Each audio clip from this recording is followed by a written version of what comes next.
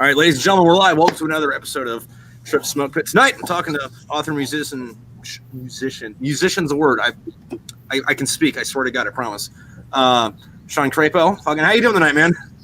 I'm doing all right. How you doing, dude? You know, I'm living it. What are you drinking? What's in that mug? Coffee. Oh, fair enough.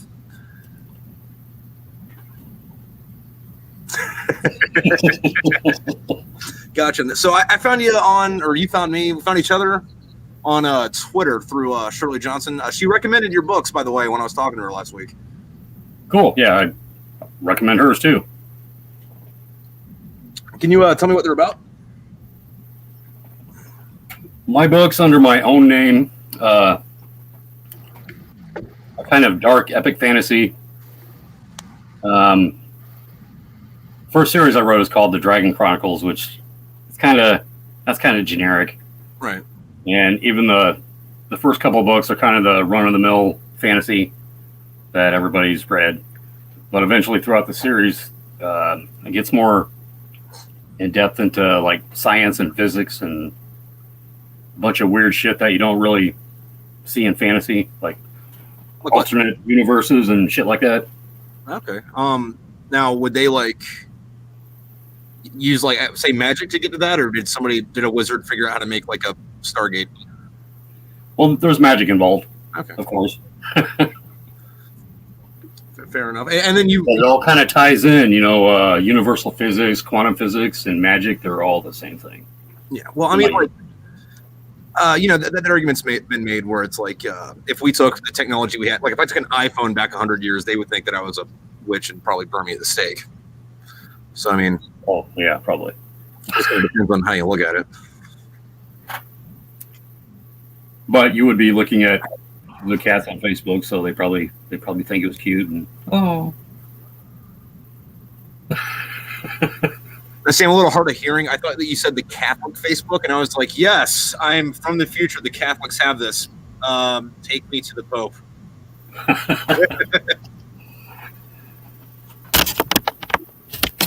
Man, I hate webcam video because I always get the glare on my glasses. Shirley didn't seem to have that. I don't know why. She must have been sitting on a really strange angle or something. I don't know. But there we go. Just look up the whole time and be like, hey, the feeling's nice. I'm here, I promise. Can't see you, but there we go. So words are not hard. I can use them. What got you into writing, dude?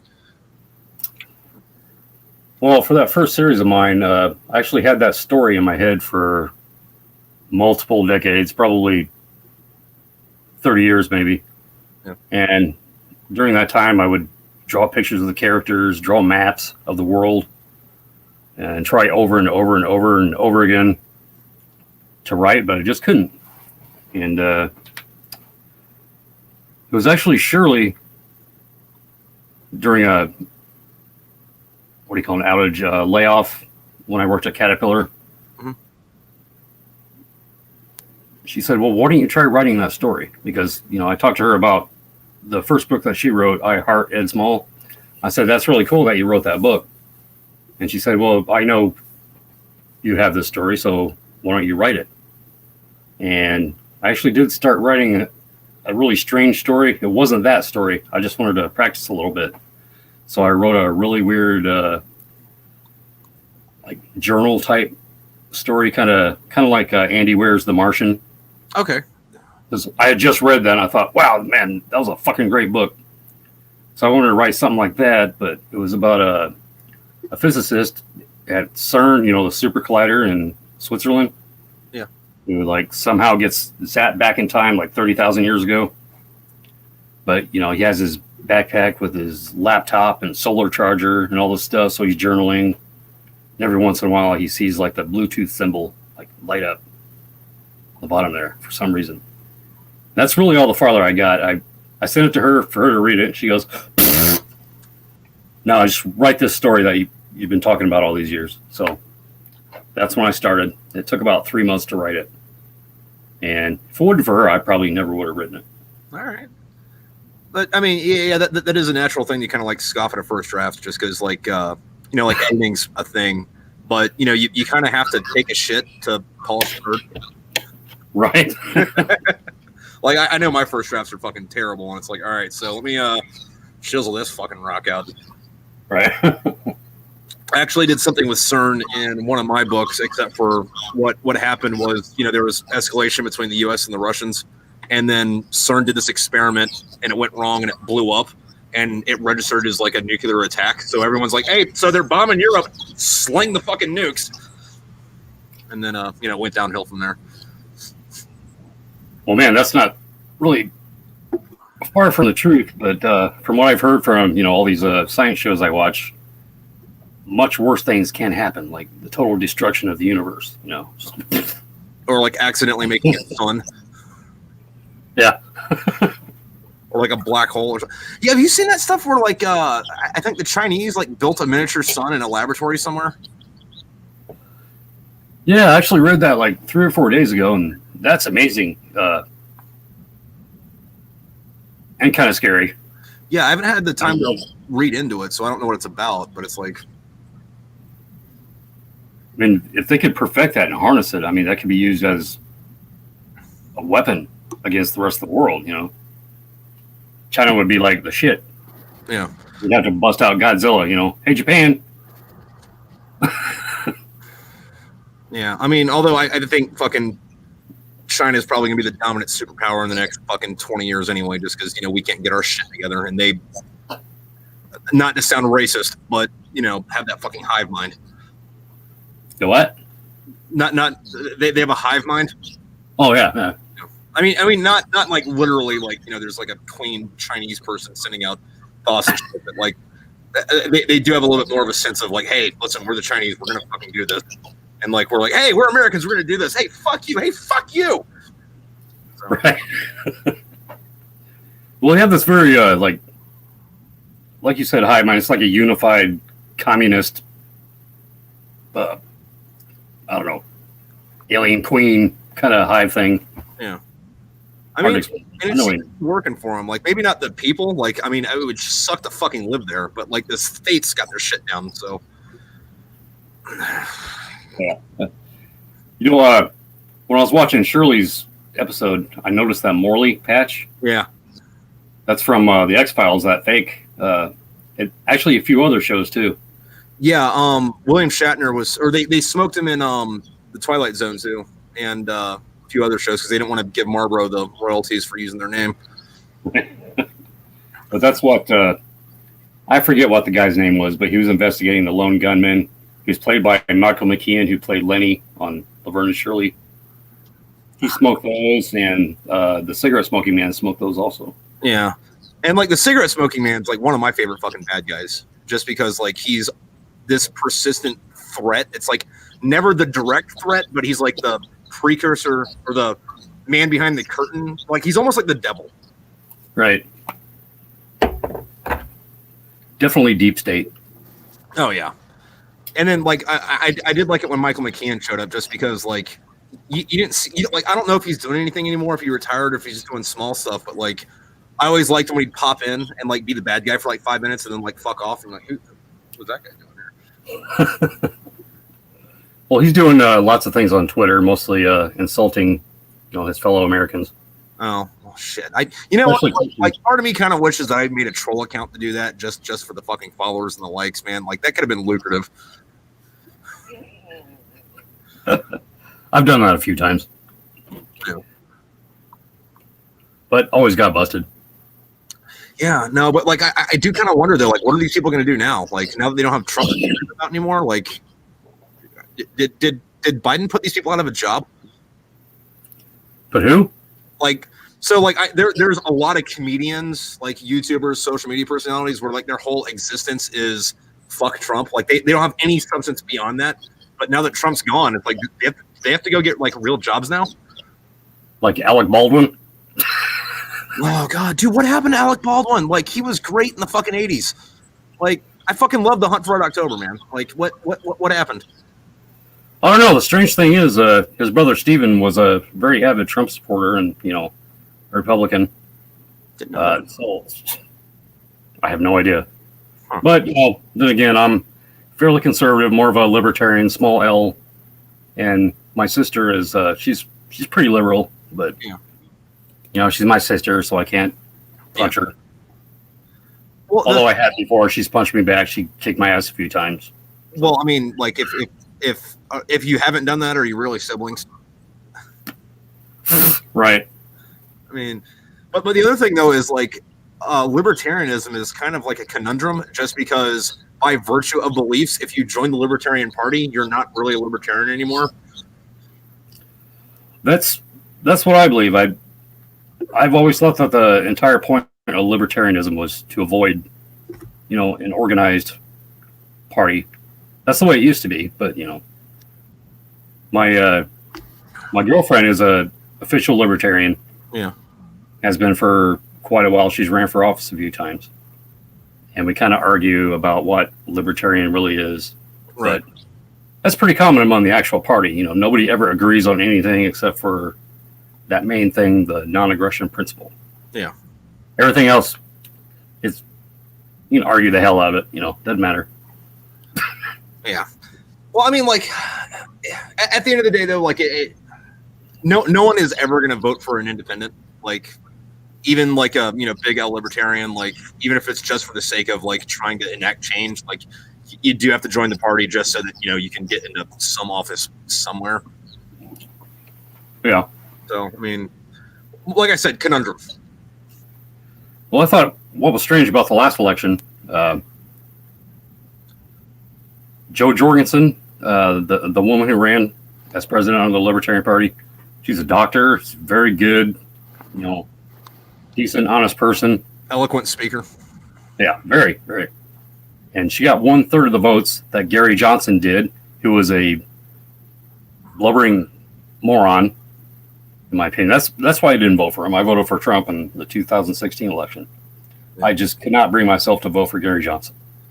I voted for Johnson just because, like, at this point, like, fucking, I don't know that someone's picking the president and just letting us think we're having an election, but like, I wouldn't be like, if the news came out tomorrow, there's no such thing as democracy, it's all been a farce, and here's why, I'd be like, yeah, that makes sense. Yeah, basically. Yeah. The person I was actually rooting for in the Libertarian primaries, which they don't actually have, was Austin Peterson. And there was a time when John McAfee, the creator of McAfee antivirus, he ran too. And I was rooting for him at that time. But he would have made an interesting president. He's in prison right now, I think. Yeah. No, fucking, there's some people talking or speculating that Bill Weld might run in 2024. And I'd throw my hat behind that. Like, although they're saying that he'd probably run on the Republican fucking ticket, but I'd be like, all right, yeah, sure, fuck it, why not? Yeah, he was another reason I didn't vote for Gary Johnson. I was kind of scared of him. He seemed really, I don't know, creepy. He seemed like a Democrat or pretending to be a Republican, pretending to be a Libertarian. It's like a circle. I don't know. He's a dude pretending to be a dude, pretending to be another dude. Yeah, he actually had a lot of anti-gun policies when he was whatever that office was that he held. I think he was the governor of Massachusetts, maybe. Yeah. Well, I mean, I think you kind of have to be anti-gun to be the governor of Massachusetts, like, or else they won't vote for you. Right. I mean, it's like try like the only fucking fuck. Sorry. God, like same thing in a lot of states. Like the only reason Schwarzenegger got fucking elected in California is because he was Arnold Schwarzenegger. If he had that exact same platform and wasn't a celebrity, nobody would have fucking voted for him. Yeah, definitely. Yeah. I think it was actually him who caused California to turn blue because previous it was a fairly red state, from what I remember. I mean, California is interesting because most of the state is pretty fucking red, but then like you get like San Francisco and then like Los Angeles that, just turned the fucking tide for it. Because like I spent my 20s in California. I was downstationed in Camp Pendleton outside of San Diego, and that fucking whole place is like, you fucking talk to anybody, you get like three kinds of personalities. Like, yeah, you got your hippies, but then like you also have a bunch of surfer dudes, and like anybody that's like what they did on Saturday isn't their fucking personality. Their whole thing's like, dude, these goddamn Democrats are running the state. Yeah. Didn't we say we weren't going to talk about politics? Well, I eventually said, whatever we want to talk about, man. But concerning California, I think it was up until the 70s or 80s, it was basically a libertarian's paradise, Yeah. I mean, you had gun stores in every corner. Nobody was really shooting each other. You could walk around, just do whatever the hell you wanted. At least, I was born there in 71, but fortunately my parents had the insight to leave there once my dad got out of the Navy. Thank God. I can honestly say if I had grown up in California, I might have become very liberal. Well, I mean, that's the whole nurture versus nature fucking argument, Yeah. I don't know. I'd say there's a lot to my nature that makes me go to the right. I mean, but there's some things that make me go to the left too. I don't give a shit about gay marriage or if you want to do drugs. Obviously. Yeah.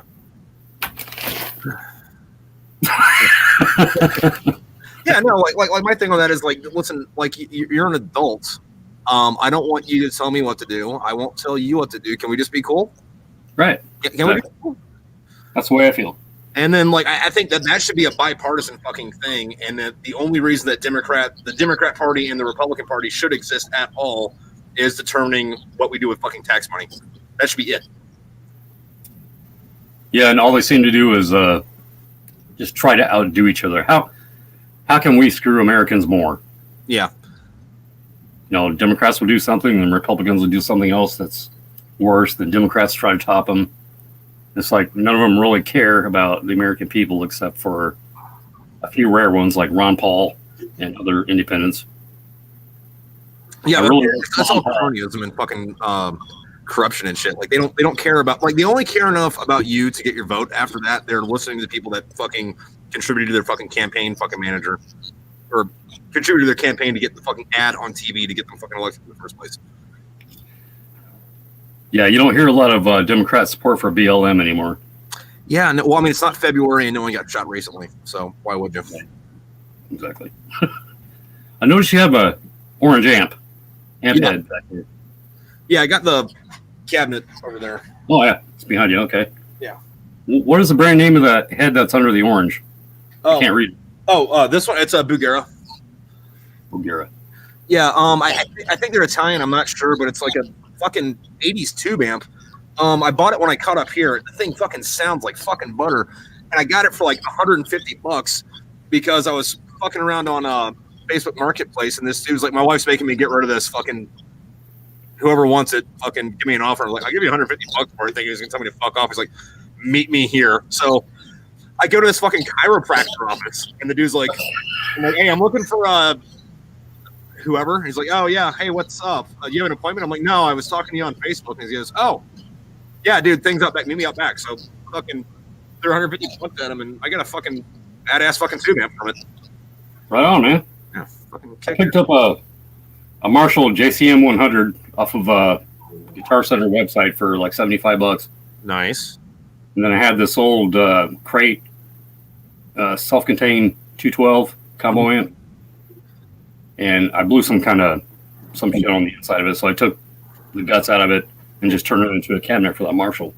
Nice. And it sounds awesome, man. But see these guitars behind me? Yeah, tell me about that Jackson and that PRS. Or is that a PRS? It looks like a PRS, but I can't really. Yeah, it's the Paul Allender signature model. Nice. Paul Allender from Cradle of Filth. It's not a very high-end PRS. It's more like I think it was like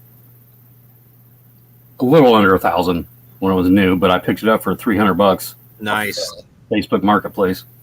Dude, Facebook Marketplace is fucking underrated, man. People just are getting rid of shit. Oh yeah, I mean, This thing's nice. It's freaking beautiful. And, you know, it's got the bat inlays instead of the doves. Nice. And, I mean, it's just awesome. Plays like butter. Yeah, no, fucking, like, so I had this, like, weird relationship with, like, Cradle of Filth, because, like, when I first heard him, I fucking hated him, but my buddy I would always drive around with, that's the only thing he listened to, so it went from, like, I fucking hate this to, like, okay, so I'm singing along, and then, like, got really into him, and then, like, it was still the only thing my buddy listened to, and it got to the point where it was like, okay, dude, I'm tired of it, we listen to something else. No, nothing breaks this up, we're going to listen to these same fucking 3 albums over and over again.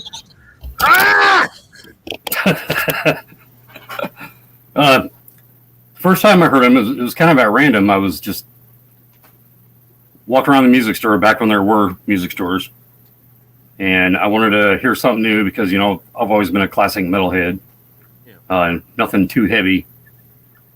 Maybe a little Cannibal Corpse back then, but then I found Cruelty and the Beast CD there in the music store. I thought the cover was really cool, so I totally judged it by the cover.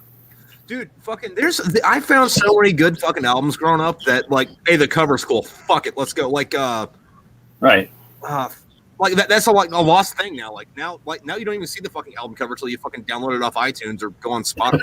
You know, like I'm not complaining about, you know, things used to be better back in the day, because like there are a lot of albums where it's like nowadays you don't have to buy a whole album for one song when the rest of the fucking album sucks. You know, so you get over that. But like there used to be so much shit where it's like I have no idea what this band's about. I have no idea what the music sounds like, but they got a cool name and a badass cover, so fuck it, let's go. Yeah, I thought Cradle of Filth was a good name, and that chick in the bathtub full of blood, she just looked like... Yeah. So I bought it and took it home and started listening to it, and you know, then I heard Danny Filth start singing. What the fuck is this shit? You know, it's the first time I ever heard anything like black metal. Well, in Cradle of Filth's case, it's like black metal. Yeah, black. I'm not sure what the rules are between black metal and death metal, but I'm pretty sure they both involve shit that like they weren't even fucking on the level of fucking talking about, you know? Right, pretty much the same subjects, just a different approach. But then you have Viking metal, which is kind of a blend between the two. Yeah. That's kind of what I'm into nowadays. Winter Sun, Ensiferum, Amon Amarth, things like that. You ever listen to a band called Moon Sorrow? Moon Sorrow. I don't think so. I think they're technically black metal, but they sound more Viking metal.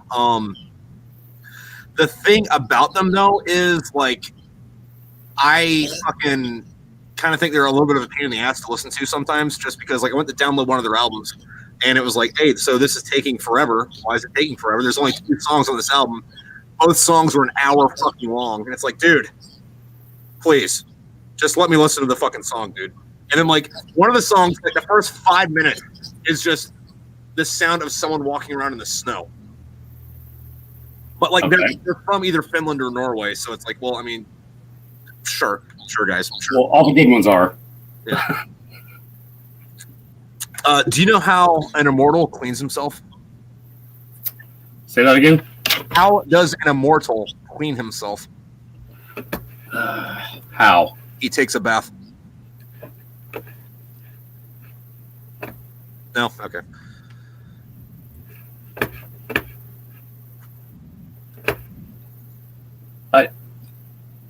I can't think of whether that's funny or not.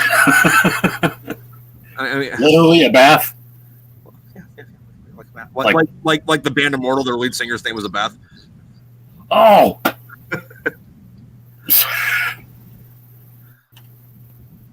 That went right over my head, dude. I figured since we're talking about that kind of music anyway, might as well, you know.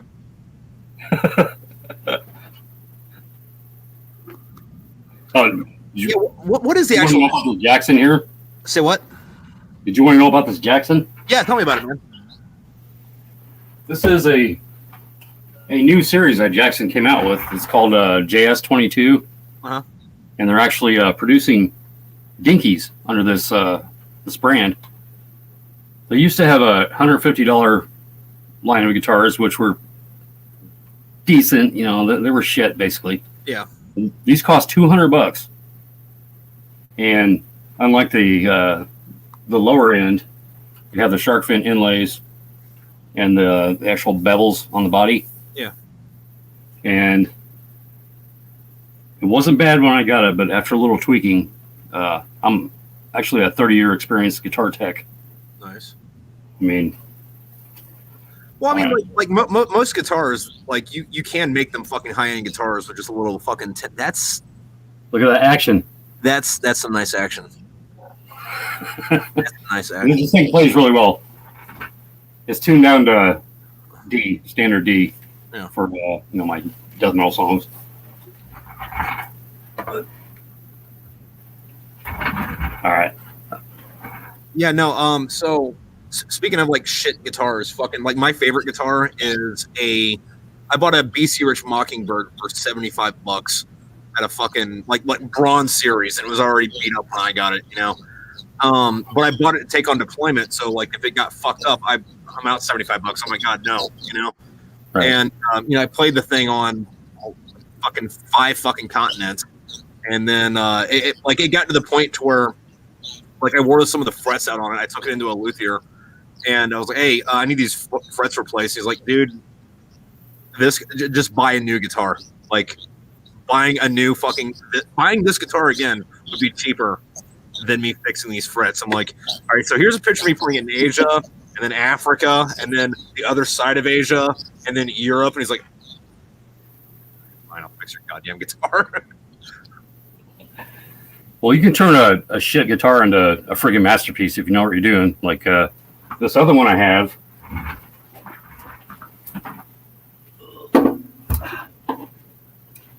It started life as a Epiphone Special 2, Les Paul Special 2. Yeah. The flat top. This thing cost $200 again. And this thing has been stripped down, rebuilt so many freaking times. And this last time I decided to make it like Wormwood Dawn themed, my series under the name Ebru Cray. It has the biohazard symbol, and it's all roughed up. It's like the Apocalypse guitar, man. And it's awesome. This thing plays great. It also has really low action. And it's one of my favorite guitars. Well, I only have 3. It's probably my second. The PRS is my first favorite. This one's the second, and Jackson's the third. Well, you gotta have your baby. Yeah. So what kind of guitar then? This acoustic is just shit. I use it as garbage can, put little liquor bottles in. Oh, that's a shame. Shouldn't be doing that.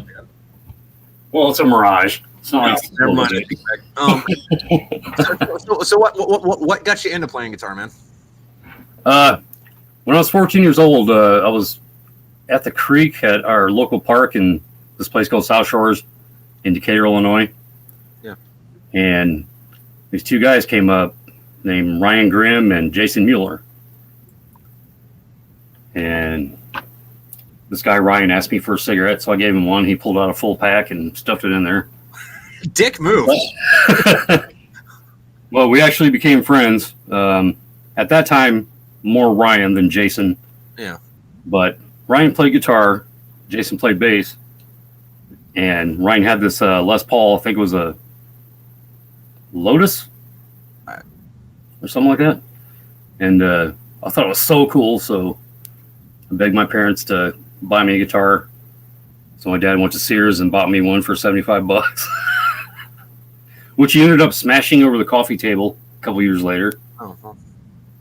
But as a consolation prize, he bought me a Les Paul copy. He was a Cortez. Okay. And, dude, I seriously wish I still had that guitar today because it was fucking awesome. It had that wide, flat neck. Oh. I love that. I hate the new Les Pauls. They're shit. I haven't played a new Les Paul, so I don't really have an opinion on that. But, I mean... just like every other guitar now. I have heard that Gibson's like quality control has been going into the fucking shitter recently, so I mean, like, it doesn't really surprise me. Well, I've actually heard that Fender bought them recently. Really? Now I'm gonna have to look into that. That's fucking Fender bought Gibson. Shit. See, that bothers me because like my thing on Fender, like I love I love a Telecaster. I think their acoustic guitars are fucking great. I hate the rest of their fucking lineup with a fucking passion. Yeah, I've owned a couple Strats before, some actual Fenders, and I don't know what it is. It's just very twangy. Yeah, and like I don't mind the twang on like a Telecaster, but like on a Strat, it feels. Am I gonna break this thing fucking playing it? Right. You see guys like Mark Knopfler of Dire Straits, like, oh yeah, or like fucking the hell out of it. God, I'm sorry, I can't remember their names right now, but like the dudes from Iron Maiden, like half of that was on fucking Telecasters, or I'm sorry, Stratocasters. I mean, granted, they were the upgraded models of fucking humbuckers, but like, I can't do that. So I mean, like, leave that to professionals, I guess. I don't know. Those actual Fenders, because I'm pretty sure the ones that look like Fenders, the Stratocasters, were actually Jackson. Were they? Yeah. I mean, they might have started playing Fenders at the beginning, but I mean, the last I've seen of them, they were all Jacksons, all three of them. Since I didn't get rid of that Janet Garr's guy when Adrian Smith came back. Yeah. No, I'm judging this off the fucking pamphlet that came in the front of the CD with all the pictures in it and shit. Which again, you don't fucking get anymore. It's like fucking you had it in albums, or vinyl albums, you had it in fucking CDs. You get the CD, you listen to the CD, and you like look at the fucking picture book that came in the front of it fucking half an hour while you listen to it. Like, you don't get that anymore. Like, that's a lost fucking art. It's a lost thing. And I feel bad for kids nowadays that don't get to experience like holding the media in their hand while they're listening to it, Well, they might get that back because vinyl has come back. I mean, all the Walmarts have a entire section devoted to vinyl. Yeah. Yeah, and I think was it like last year or the year before was like the first year since like the 90s when vinyls outsold CDs. So, wow, that's cool. Yeah. And like I got a half decent fucking record collection. So I mean, I know I'm up right on it, but like society at large, Well, I have a lot of songs. Looks like I have 4,385 songs. Just MP3s, WMVs, whatever, floating around. And I may have paid for a few of them. But I don't feel bad about that because being in bands before and knowing a lot of bands, they don't make shit off their freaking music itself. Well, like a lot of people fucking mostly make all their fucking music like on tour, or I'm sorry, make most of their money on tour. So that's why, people back in the 70s and 80s, 90s, like they were never home. They were always on fucking tour because that's where the fucking money is. Like the company got the music, like you got merch sales. Yeah, it's kind of like publishing a paperback on Amazon. You might get 10, 12 cents every time somebody buys a paperback. Yeah. But what I think is cool about, we're just talking about Iron Maiden. Yeah. There are all these bands who go after people who are downloading their music and suing them. And Bruce Dickinson of Iron Maiden, I guess he figured out how to do this. He tracks where all these downloads are going. And instead of suing these kids who are downloading the music, that's where he books the shows. So, that's some fucking next level thinking. Right. It's like a total non-dick move. Yeah, no, I mean, that's fucking great though. So like he's going about it, figuring out where his fans are and going to that. That's fucking on point. Fucking Kiss kind of got big doing that. They figured out that like everybody buying their fucking music, like back in the 70s before they like made it big, was like in fucking Michigan. So they're like, let's go to Michigan and Wisconsin and just play shows up there. Like we're gonna do our obligatory hit the East Coast, West Coast, but like let's hit Middle America and fucking go where the fucking fans are, and like that's what made them like big. Hey, Detroit Rock City, right?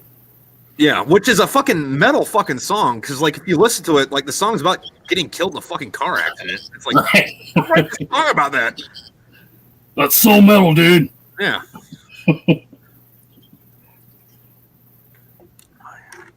Although sometimes like when like it makes me mad when people make fun of Kiss. Not that they're making fun of them, but because Kiss has so much shit, I get mad that the thing that's getting made fun of wasn't done in real life. Like there was a TV show where on TV they were playing Kiss Saves Santa. And I was like, wait, why isn't Kiss Save Santa a fucking real movie? I would watch the shit out of that.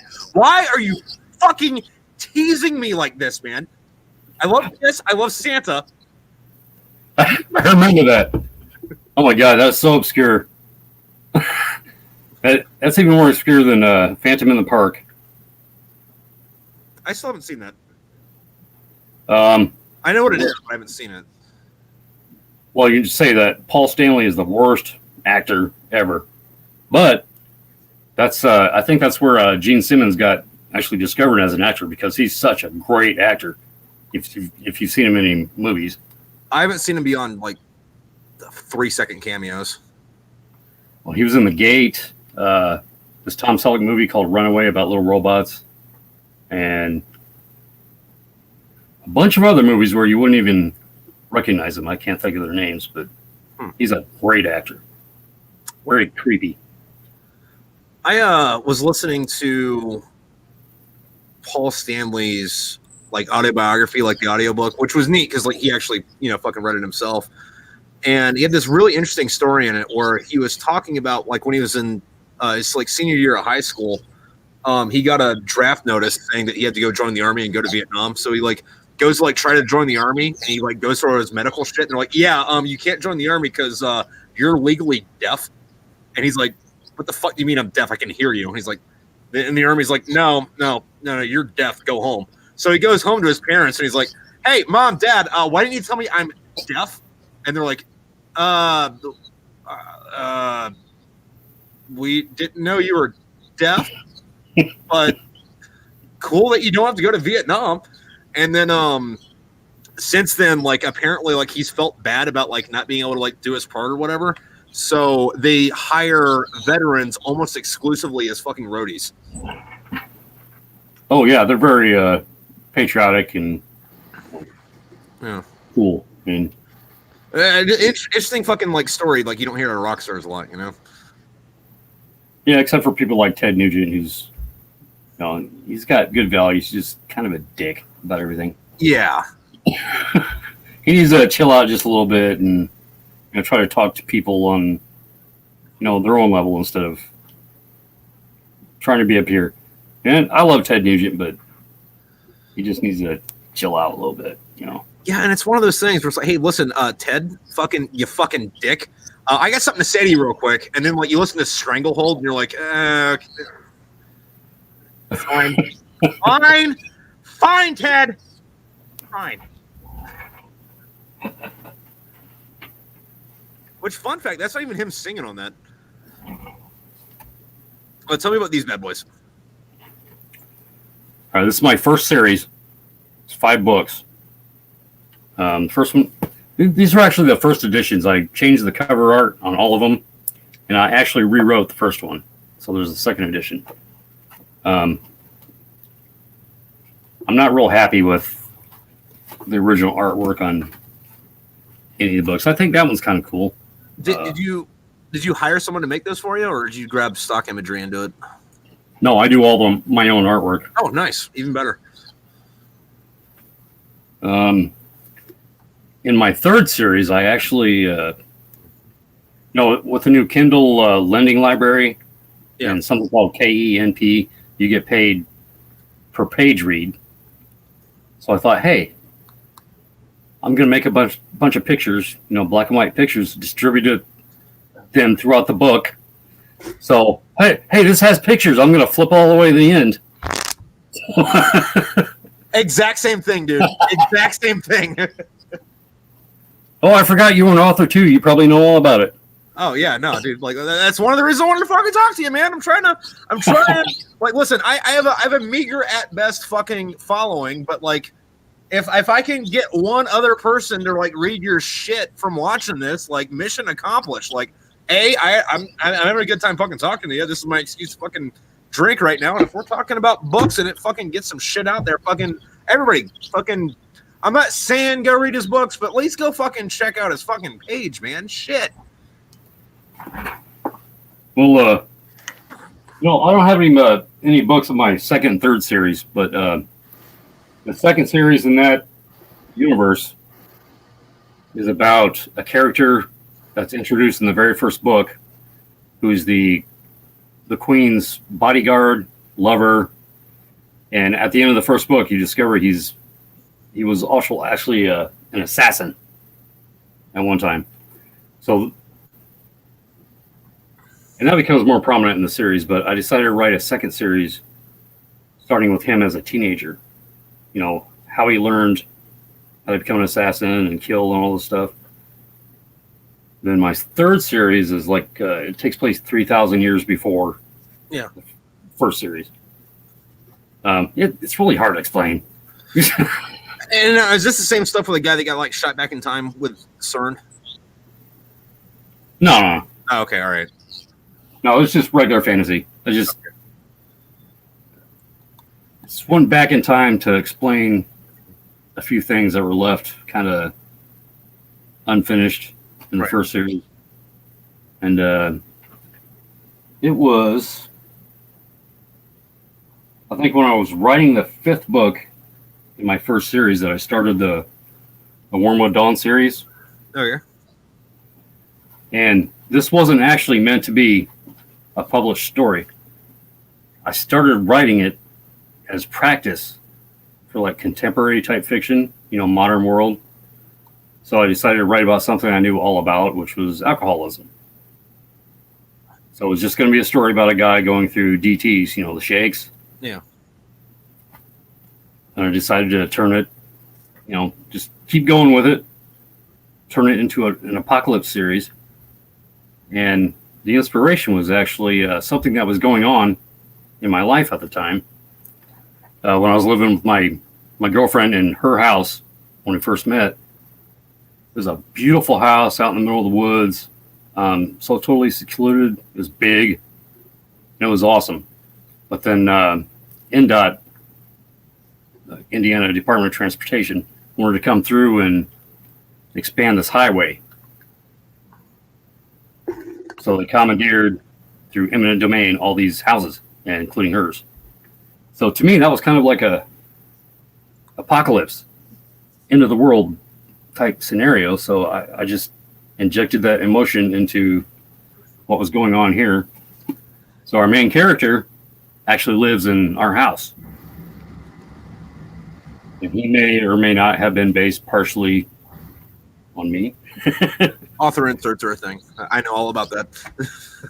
Right. I think it's different because the main character is very flawed. He's a sociopathic, pill-popping alcoholic, as opposed to, you know, like the Rick Grimes you would see on The Walking Dead. Right. And the interesting thing is it takes place in known locations in southern Indiana. And everybody in these books is based on somebody I actually met in life. Well, I mean, that's an interesting way to go about character building because, like, you know, if you're writing a story, you want a character to do this, that, or whatever, you have to, like, figure out, like, what their motivations are for doing it, like, why they're doing thing X, what would cause them to do thing X. But if you just, like, take somebody you know, either if it's a real life person or you're just, like, hijacking another character and giving it a different fucking name, it's like, okay, well, I already know what they would do here, so let me just write about that. Well, that's basically what I did. Yeah. And like the secondary character throughout the first few episodes was actually this 26-year-old guy who was my supervisor at this winery tasting room. Yeah.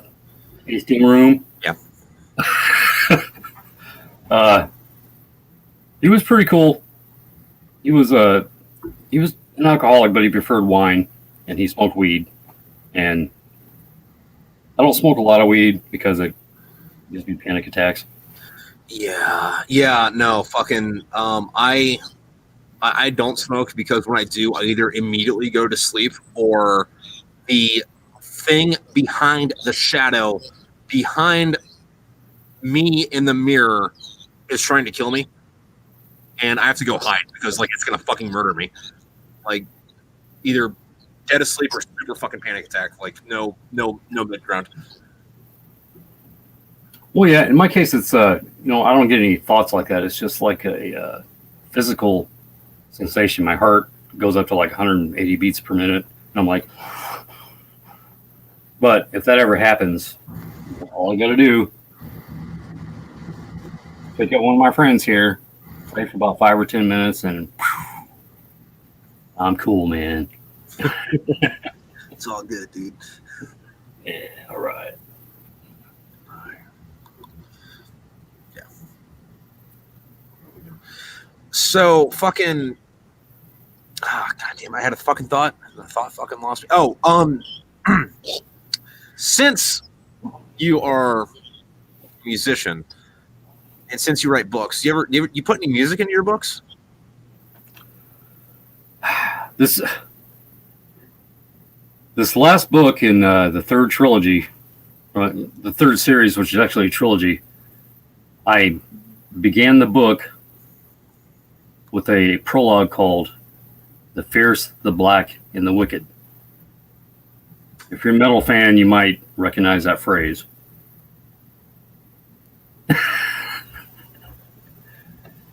Manowar, three sons have I, they ride by my side. The fierce, the black, and the wicked are their names. Sorry, I can't sing, but Happens. I can't either. It doesn't stop me from doing it, but like, I know my limits. I just choose to ignore them. well, I thought that was like the coolest lyric ever. I mean, what the hell's the name of that song? Blood of My Enemies by Manowar. Manowar, fucking. You know they have the record for playing the loudest concert ever, like by decibel. Really, I thought that was Iron Maiden. Yep, Manowar. Wow. Yeah. Although, like, I have this problem. Like, I can't listen to fucking Manowar if I've drank too much because, like, I'll start listening to the Triumph of fucking Steel, that fucking album, and then that song Spirit Horse the Cherokee. I'll just like sitting down and be like, the Great Spirit is talking to me. Oh yeah, that was a great album. I'm looking at the songs right now. What music player do you use on your computer? I fucking just run everything into iTunes. Like, I get the music from everywhere else, but it's like nice to have it in the same fucking, all in the same like media player. Well, I use Winamp, but I have an iPhone, and of course, if I want to put music on my iPhone, I have to use iTunes. Yeah, you can't just drag and drop music onto your iPhone. Well, I mean, if you could do that, then why would you have to download iTunes in the first place? I mean, it's not like they're the same company trying to get you to fucking run shit together or anything. I mean, well, I don't know. It's a long time ago. I think it was like 10 years ago. Apple was bragging that we now have all the Beatles albums on iTunes. It's like, well, we've had them for 20 fucking years on MP3. You know, what's the big deal? Yeah. Well, for the lossless and better quality, well, we've had FLAC, FLAC files for just as long. Those are lossless. We're not freaking stupid. Yeah, no. Okay, so we might not be stupid. Or we might not think we're stupid. I don't know about you. I think I'm pretty smart, but I can also argue exactly why I'm the biggest dumbass on the fucking planet. But regardless of that, the consumer is stupid. And the consumer will buy what you tell them is beneficial to them to buy, whether or not it is beneficial for them to buy or not. So are you on a Mac? Oh, yeah. Okay. Well, that's cool. I've used Macs before. I'm not biased against anything. I just prefer Windows PCs. Yeah. I mean, like, either user system is, kind of like whatever, but like I'm in the graphic art fucking field, like primarily, and it just all the shit's here. It fucking flows together better, and it's just easier to fucking use on the fucking day to day for that kind of shit. Well, it depends on what you're doing. I often work with files that are like 20 gigabytes in size, and I have all these programs open at the same time. And if I'm working on it in this program, I can drag it and drop it over to this program, make those changes, and drag it and drop it back over here. and it's like seamless. But I have a really kick-ass computer that I built. So you're familiar with the Hackintoshes then? Yeah. I really want to build one of those things. Like this one I got here, like my fucking iMac. It's nice, it works, but I am disappointed in the fucking RAM, and I wish I could fucking modulate that a little bit, but you can't without buying a whole new thing. And it'd be nice just to like pull something out of a fucking tower and insert something else. So at some point, I do plan on building a Hackintosh. Well, my desktop here, let's see. You can see right there, I built that. Probably cost me about, I don't know, $750 altogether, because I was using recycled parts from the old PCs that I built before. Yeah. And it's a triple operating system. I have Windows, Snow Leopard, which is actually a pretty old version of Mac OS. Yeah, Snow Leopard's like 10 years old. Yeah. I might want to update that, but that's the only one so far that you can install without, I don't know, what do they call it? Well, Steve Jobs' ghost. Yeah. And I also have Scientific Linux. So if I turn off and boot it up, I can pick between the three. Nice. I haven't really paid too much attention to fucking Linux. Like I know about what it is, but I'm not really. It's not that I'm not sold on it. Like I'm not educated enough on what it does. Not much. No. I mean, it's fun to play with, but it's just about every version of Linux is unstable, except for Scientific. That's what forensics expert use. But other than that, it's just something fun to play with. I don't really use it. Fair enough. I don't really use the Mac OS either.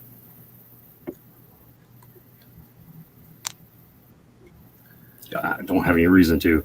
Yeah. None of my software is compatible with it. Yeah, dude. No, that's a fucking other thing. Like that bothers me about that shit. Is like, dude, looks if I go buy this fucking software, whether I download it off the fucking internet or like from the website or like fucking buy the fucking CDs to install it, it should work on anything I fucking put it on. Like I understand there's like a coding difference to like make it work on whatever, but like say if I buy it on Mac, if I buy the CDs on Mac and then get home and put them in and be like, oh fuck, I bought it on Mac, but I'm a dumbass and I have a fucking Windows. I should be able to put in a fucking code or whatever that just lets me download the fucking Windows fucking code for it. Well, it used to be back in the 80s when there were still like the Macintosh and the IBM computers. Yeah. You bought something, anything. It was the IBM version on one side and the Apple version on the other side. Like the Apple IIe, back in that era. Yeah. That's when, you had those big 5 1/4-inch floppies. Dude, fucking, not to be a dick, but way to age yourself on that one. I brought that up because like I'm going back to college right now, right? And I brought that up a couple of fucking months ago, and it's like, yeah, we were talking about Doom, like the fucking video game. I was like, yeah, like I originally got Doom on 2 fucking floppy disks, and like, what the fuck's a floppy disk? I'm like, oh, okay, cool, got it. Yeah, I remember getting the free shareware version back in the early 90s. Yeah. And it was like the greatest game ever, man. I mean, like totally 3D and, I just freaking loved it. I mean, it's the same engine as Wolfenstein 3D, that very first one. Which was also a fucking great game, by the way. Yeah, it was, but if you're to look at it nowadays, like, well, I mean, you can't. Yeah, by today's standards, absolutely. But like the new Doom game that came out like this last year, I wasn't really planning on buying it, but then something popped up and it was like, hey, so if you like 100% complete this game, you can play Doom and Doom 2 on it. And I was like, there's an opportunity to play fucking Doom and Doom 2. So I bought the fucking game, and I did all the dumb bullshit you had to do in that game to like unlock Doom and Doom 2. And I probably put fucking 400 hours in that game since then. And not even playing the actual game, just like replaying fucking Doom and Doom 2 over and over again. Well, hey, those are great games, man. It's like nostalgia. You know, anything nostalgic, I just freaking love. Like the Elder Scrolls series, you can download Daggerfall, which is like that was like Windows 95 originally. Don't remember what the Battlespire, Arena, Daggerfall, Morrowind. No, Battlespire was a mobile game. They're on 5 now, Skyrim. Man, I don't remember. Yeah. I didn't start until Daggerfall. Yeah, no, like the graphics are just as bad as the first 2. Well, yeah, no, but I mean, like, I do think it's a smart move for the fucking video game companies to do that, especially for like, you know, people that have been around playing video games for a long time. Because like I have a Nintendo Wii U, and I didn't buy it so that I could play new games on it. I bought it because fucking they had an online store where I can download the fucking original NES game. So I'm playing like the original Zelda, you know, Mario fucking 3, all that fucking shit on it. You know what I mean? Yeah. They did a good job tapping into the nostalgia market on that. I have to do something real quick, and I'm gonna let you watch. All right. I don't know if you noticed this in the background. Your joiner gets stacked. Because he's got this joiner get stacked flag. I'm guessing is what he's doing. I'm going to narrate this while he's over there. So he's pulling down this flag. Well, no, he's putting the flag back up. Now wait a minute. And I'm not sure exactly what's happening right now. But I thought it was a joiner get stacked flag. Looks like a joiner get stacked flag. Yeah, that's correct, right? Oh, yeah, and a bunch of plumbers crack. Oh, sorry. My bad. It happens, man. For some reason on the video, it looked like it was reversed, but it's not. Yeah, no, I think like the left is on the right and the right is on the left on this thing. I'm not exactly sure what is going on with it. It's just kind of the way that the software likes to display stuff for you. Okay, join or die. That's correct. Okay. Joiner die, joiner gets stacked. That was Then, of course, I have my Mullen Lobby flag over there. You know what? Let's talk about that because I have a very unpopular flag. I have a very unpopular opinion about the whole Mullen Lobby thing, right? And it stems from because like you remember like 10 years ago when they made that 300 movie and then like it was like cool to like idolize the fucking Spartans again. Yeah. And then like everyone's like, oh yeah, dude, they did this. And it's like, yeah, dude, at the end of the day, they still all fucking died, and then they fucking lost. Like, oh, that's not the point. The point is that they stood up. And it's like they lost.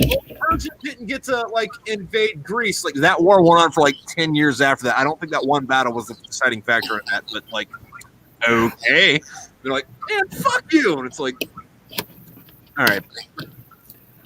Well, the Persians were just pissed off because Alexander the Great kicked Xerxes' father Darius' ass twice. Yeah. So there's this epic poem. I forget what it's called. I forget what its like actual title is, but like it's like the chronicling of the kings of Persia, and it's like the longest ancient fucking epic poem that we have. And it kind of goes off like imagine like you have an Odyssey length story about every king of Persia to going into prehistory, and most of it you read it, you're like, yep, no, I can see this guy doing this. Okay, that guy did that. All right, cool. This person, whatever, did that. And then it gets Alexander the Great, who was a legitimate king of Persia because when he rolled into Persia, the first thing he did was he killed the dragons. And it's like, okay, so like there was no supernatural shit mentioned what the fuck soever before Alexander showed up. And then all of a sudden he shows up and kills the dragons. I'm not saying you guys are compensating for anything, but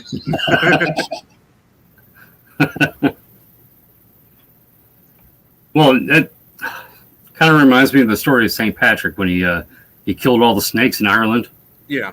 Those snakes they're talking about are actually the Druids and the pagans.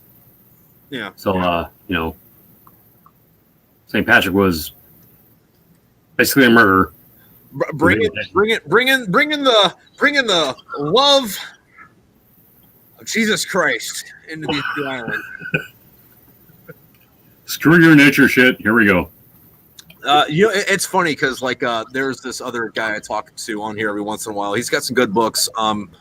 They're called Big Red. They're sci-fi series, kind of about like pretty much what the premise is after World War II, the Nazis all went to Mars, and then everyone else had to go to Mars to fight them. But you know, what?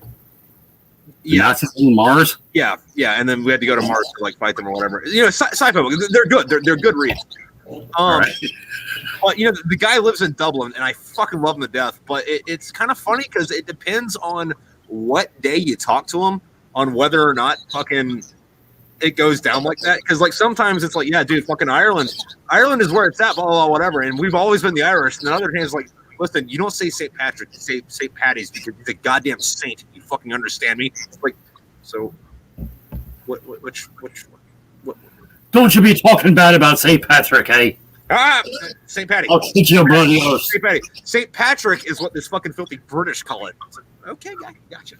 Yeah. But I love this dude to death. He's fucking great. Fucking. So tell me what your books are about. And you know what? I don't know what your actual name is. Oh, I'm Tripp, by the way. Oh, I mean your actual name. Oh, Gene. But I mean, like nobody calls me that besides like the state. You say Gene? Yeah, like your pants. Oh, okay, cool. Oh, so, actually, one of my best friends is named Gene, but he goes by Alan. My middle name is Alan. Oh my god, that's hilarious! I don't know where this fucking conversation is going, but like next you're gonna tell me he's from fucking Florida and now he lives in Pennsylvania. Man, I'm not sure where he lives now, but he's like the greatest fucking drummer I've ever met in my life. Oh well, there's the difference because I can't drum for shit. Well, this weird thing. There's always been this chemistry between the two of us. I mean, we played very well together. Yeah. And it's like whenever I stop, he stops at the same time. Or whenever I change keys or something like that, or change rhythms, he's right there. He's so fucking good. I mean, I don't know if that's just his skill as a drummer in general, or just the fact that we... Oh, I mean, if you have that connection, you have that connection. Yeah. And that's like a weird thing that you like... outside of like the musician community, you don't get a lot, like, and you don't even get a lot within the musician community. But like just playing with somebody that like knows you enough to know what you're gonna do. Yeah, it's weird. It was uncanny. Yeah. I had a buddy like that. I have a buddy like that. His name's Jude. But like when we were in the fucking Marine Corps together back in California, fucking. We would do shit. We're like, you know, we'd play together all fucking day long. And then we'd go out fucking partying outside the fucking barracks. Like, you know, not out in town, just like out in front of the fucking building. And, you know, we're out in the middle of the desert. There's nowhere to fucking go. So, you know, everybody was just fucking partying there. And then we'd find some fucking drunk dude just to fuck with him. And, you know, he'd be talking about like however, like, hey, dude, I can play guitar really good. I'm a really good guitar player. And we're like, well, we got guitars in my room. Let's go fucking play. So, you know, I'd give him a guitar, you know, plug him into my fucking like little fucking like 12 by 12 fucking single fucking whatever that I had in the fucking room at the time. And he'd be like, and then like Jude would be in the other fucking amp just like murdering this guy on bass. And we just like ridicule these people. Like, so the bass player is fucking running circles around you right now. Maybe don't be saying you're this great guitar player. So, well, I'm drunk. And then Jude be like, I can't stand up right now.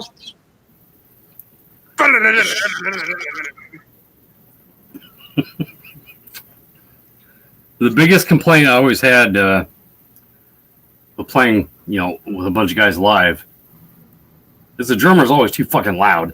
I mean, nobody has a powerful enough amp to get through the drummer. And then the fucking drums are like this big. Like, of course they're gonna make more fucking sound. Like that's a valid fucking complaint. He's always like doing this shit when you're trying to tune. God damn it, shut up. And then when you're actually playing, the bass player always wants to be louder than you. And, it depends on what kind of music you play, but, yeah, just, you got to even it out, man. You can't outshine the guitarist because, in metal, the guitar is the lead instrument. Right. But you got to be able to hear the bass, especially if they play cool riffs with, like chords and shit. Right. Which I can play bass too. I always try to use chords and scales and stuff like that. And I know I'm a guitarist. I also play bass. we all do. Like, I know the standard is good for you, but like, I'm not saying they're the same fucking instrument, but I mean, like, they're almost the same fucking instrument. You can do some things on a bass you can't do on a guitar. You can do some things on a guitar you can't do with the bass. But the overlap is big enough to reasonably fucking assume they're the same fucking instrument. Yeah. Pretty much. Just that the bass is... I don't know. It's really important. It's a lot more important than people think it is. Because the person that basically provides the basic rhythm and, my God, dude, I gotta take a piss. Hey, listen, how about this? You go pee, I will entertain the camera, and then when you come back, I'll pee, and then you entertain the camera. All right, sounds good, man. Fair enough. Go back. All right, sounds good. Fucking so while he's gone, fucking taking a piss. Let me break down what the instruments do in a band. Not so much like what the actual stringing is or whatever, but like the function, or not the actual function, but metaphors. How about this? Metaphors. So if you get a rock band, like say your standard, like drummer, bass, guitar player, lead singer, that kind of shit, right? Your drummer is going to be the spine. Like, he's going to be the fucking like backbone of what's going on in a song. Your bassist is going to be, say, the rib cage. It's supported by the spine, but it adds a little bit more fucking structure and depth to it. Your guitar player is going to be the skin. It's nice to look at, or it's nice to absorb. It's nice to sense.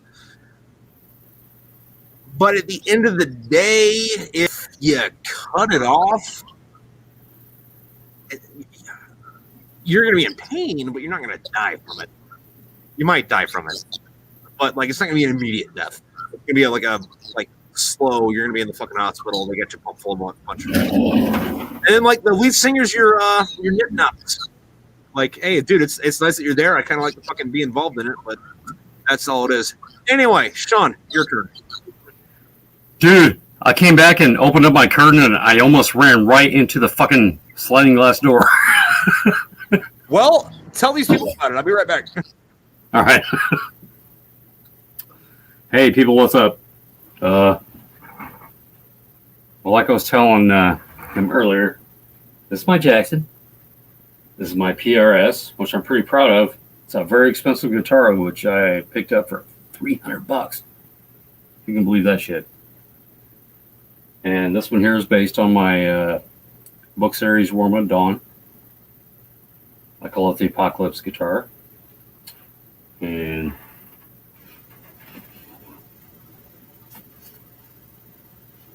this is my first series of books. There are 5 books in it.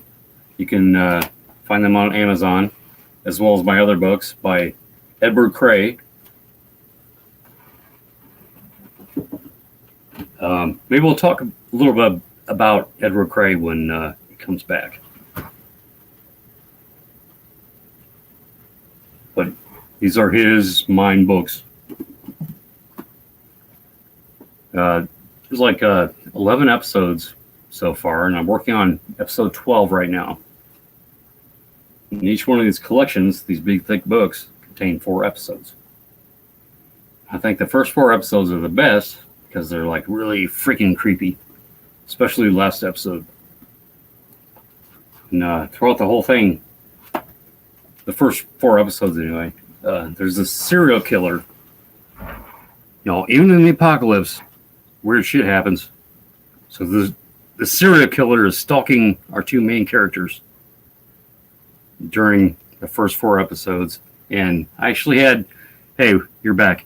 I actually had Shirley Johnson in the first few episodes. And I'm sorry to say that I actually brutally murdered her. No. She was not very happy about that, so she said, I'm going to put you in my books, and I'm going to murder you. It's like, well... I mean, okay. Like that gives me publicity, right? Fucking do it. That's what yeah, she was saying like her character got like skinned alive or some shit. Yeah, something like that. Not that.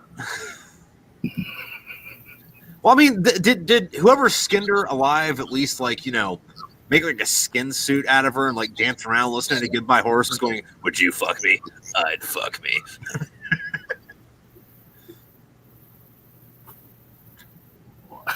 Man, I don't think so. No, I should have. What he did was use her blood to write words on the wall when the main characters came to investigate her house. It's like, Dan, take a step forward, turn left, follow the footprints. There were bloody footprints up the stairs. And that's where they found her. And I don't want to give everything away, but can I read something to you? Yeah, absolutely. Let's do a fucking live reading, man. I don't think we've done this on this show before. Okay, I think it was book 2 when they discovered that this guy had been stalking everybody in the neighborhood. And they find his house. And it's all freaking weird, man. But he has all these notebooks. These wire ring notebooks. And he's like taking notes on everybody. He took notes on Dan, who's the main character. Right. His name is Dan Parker. And get this, Dan Parker, who's the main character, I named him after a guy I went to school with who actually murdered somebody.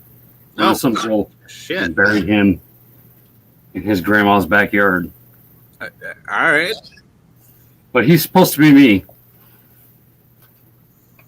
But I promise I've never What you're murdered. saying is like you killed this dude's family and framed him for it. Got it. Well, you heard it here first, folks.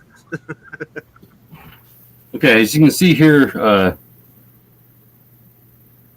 that's not regular text. It's kind of... You got it in like the handwriting-ish.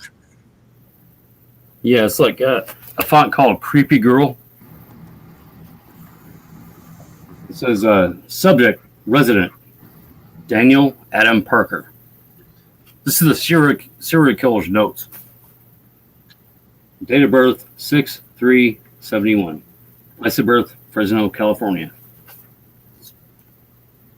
Not exactly me, but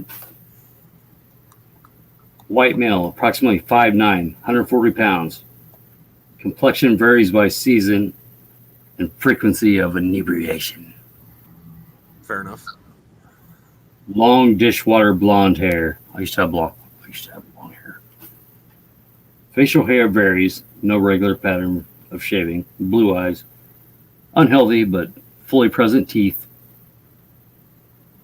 I don't know why I had to specify that. Character depth. Odd gait. That's definitely me. I walk very strangely because I had army injuries. Not from battle, just from basic training. Shin splints, Happens. Because I'm a big fucking pussy. Anyway, dresses in random, unstylish clothing.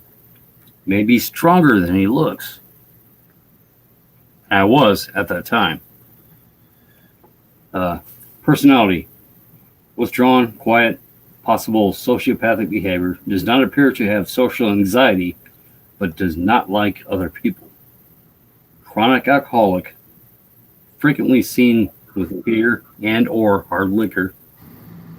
Known drug user. No marijuana. But takes painkillers. Does not seem to have an addiction to them, but still takes them frequently. Maybe addicted only to Oxycontin.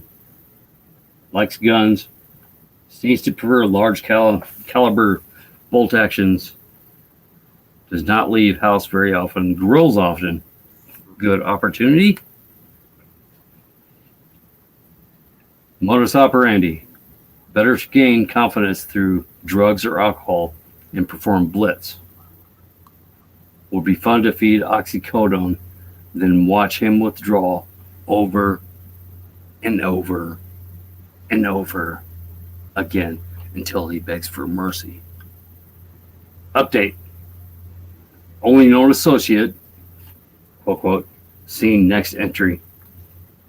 Appeared at night, seen together around the street, looting. May be difficult to abduct, with firm present. May just have to kill them both at home.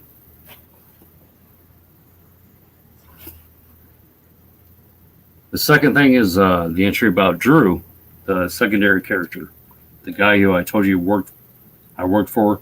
Yeah. Subject, outsider, Drew Michael Kincaid. His name is actually Drew Kinsius. He lives in Bloomington, Illinois. Date of birth, 12/9/1985. Place of birth, Indianapolis, Indiana. White male, Greek, approximately 5'9", 160 pounds, slightly dark complexion, close cropped black hair, brown eyes, perpetual 5 o'clock shadow, ethnic trait,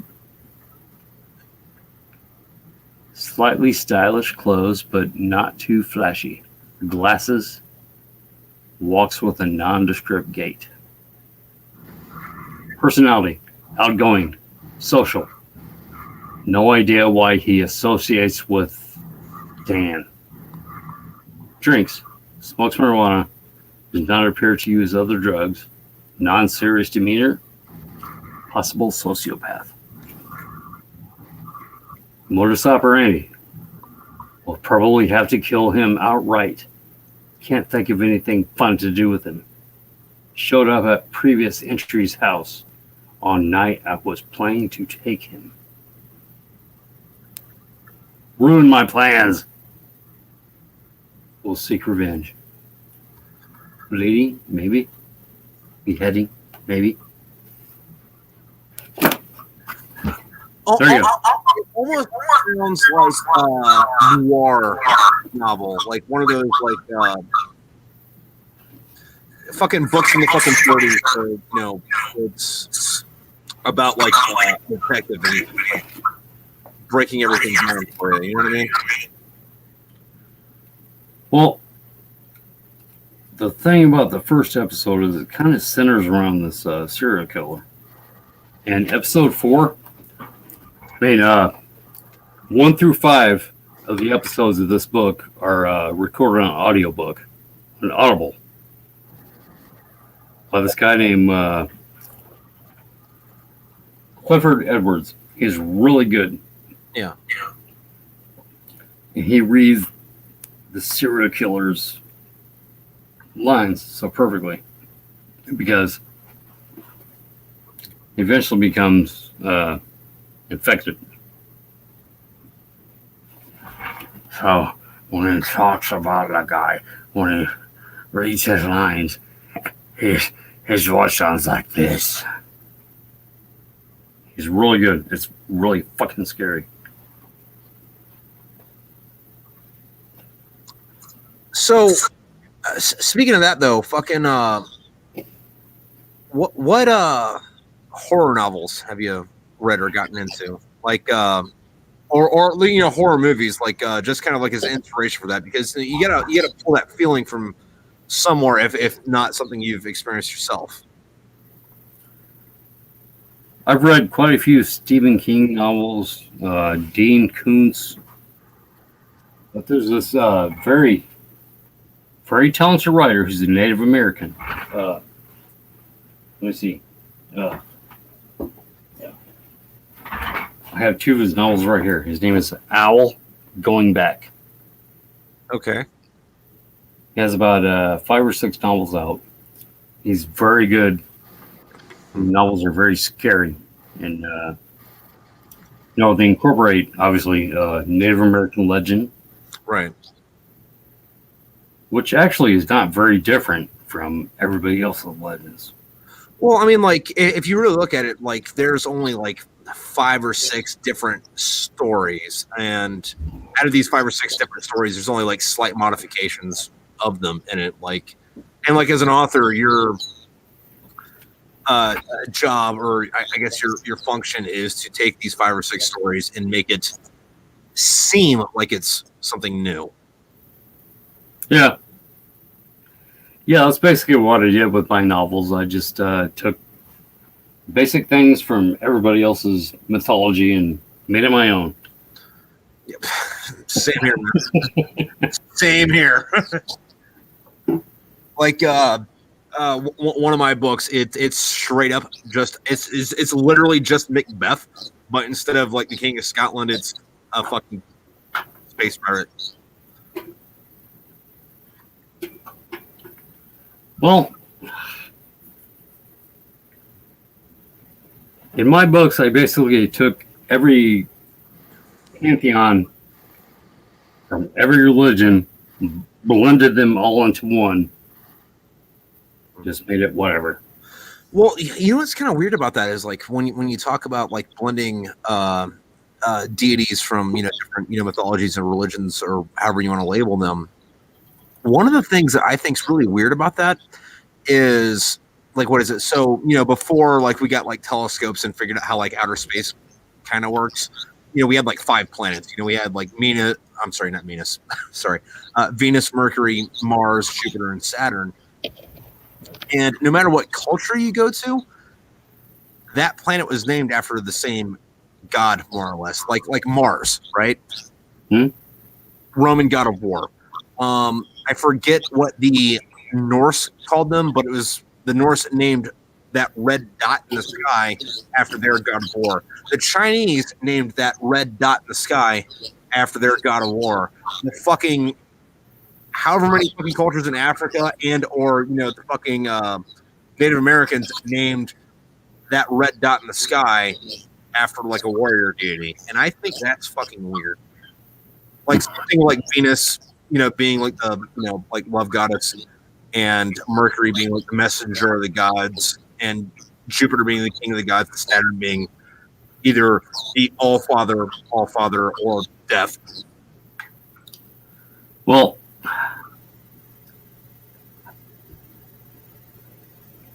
the Vikings were in North America back in like 900. Yeah. Oh, except for they like Vinland is what Canada was. Like when Leif Erikson came over here. I think he was from Norway. Yeah. No. I'm saying here they called it Vinland, like Vineland. Oh yeah. And I'm pretty sure they introduced the Native Americans to the bow and arrow. Because before that, they were using this device called an addle. Mm-hmm. I don't actually know how to pronounce that, but it was a stick with a cup on the end of it. Yeah. And you put the arrow in there, and you went. Well, what I do think is interesting is the only Native Americans that had a flag were in Minnesota, I think. And their flag, or whatever tribe was up there, their flag was identical to one of the fucking Viking groups that came over, or I'm sorry, it totally didn't come to North America. And was it like Viking burial mounds? They found those things in fucking Alaska. So like the evidence is debatable on whether or not they came to what's now the United States, but like they were all the fuck over Canada at some point. Yeah, well, I majored in anthropology when I went to college. Yeah. And that experience plus everything I've read says that the Native Americans are just a race of people who came across the North Atlantic ice shelf. Who are genetically related to Mongolians closestly. Well, they were called Solutreans. They were the first generation of Africans who came up there, developed white skin, and mixed around with the Neanderthal.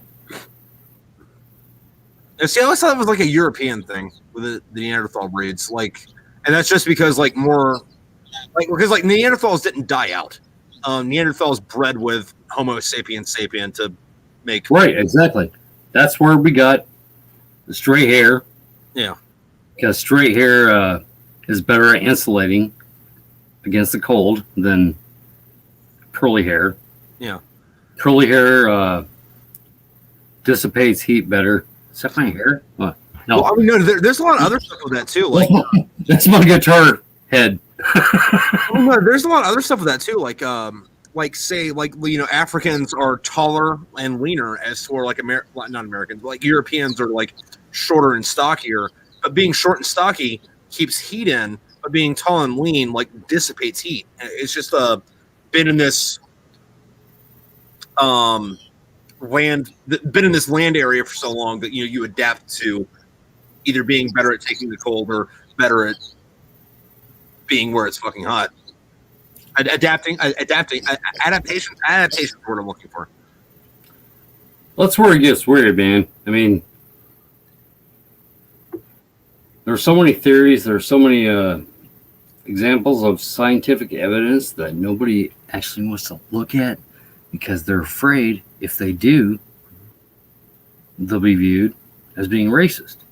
Well, there's that other shit that's weird with that too, where it's like, every couple of years nowadays, because, we're getting better at science, where we find some fucking fossil somewhere, and it's like, okay, so this fossil came from somebody that was anatomically human. However, this fossil that's anatomically human is in a place where humans didn't show up for 10,000 years. So exactly. What we're doing here, like, people have been on this planet doing shit longer than we want to give them credit for. Now, like, I don't think we were here at the fucking, not Paleolithic. We were totally here for the Paleolithic, but like, we were here during the fucking Cretaceous period. But people have been in areas all over the fucking earth for tens of thousands of years longer, if not hundreds of thousands of years longer, than we want to give them credit for. I would say 1.5 million. Based on the evidence I've done. That is not my hair. Why does that bother me so much? I don't know why. Because hair is stupid. Hair is stupid. Hair is stupid as shit. Like, it does shit it shouldn't do, and then it doesn't do what you fucking want it to fucking do, or that it should do, Pain in the dick. Okay, here we go. All right.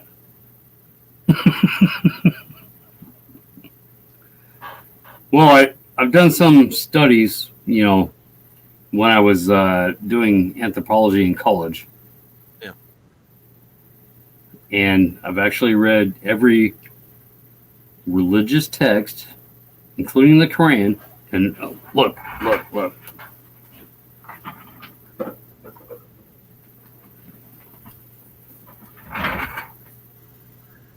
So I have a Quran, so I've actually read it. Fun fact about the Quran. And this is just one of those things where it's like, okay, you guys are being dickheads about this, but technically, if it's not in Arabic, it's not the Quran, because that's not the way God told fucking Muhammad to write it down. And it's one of those things where it's like, dude, it was just translated into a way I could read it. But no, this isn't it, because I didn't go out of my way to learn another fucking. Got it. Okay, got it. Cool. This particular version is translated by, let's see. And it really has a lot of anthropological evidence in it, which is really cool. And then while you're looking at that, I would like to point out that the Quran does have a lot of beautiful fucking poetry in it, by the way. It's kind of weird, but yeah, you can say it's beautiful, I guess. This version is translated by Abdullah Yusuf Ali. Do you know how many people have been named that, dude? Huh? Do you know how many people have been named that? That's like finding an Amish person named fucking John Smith. Fucking yeah.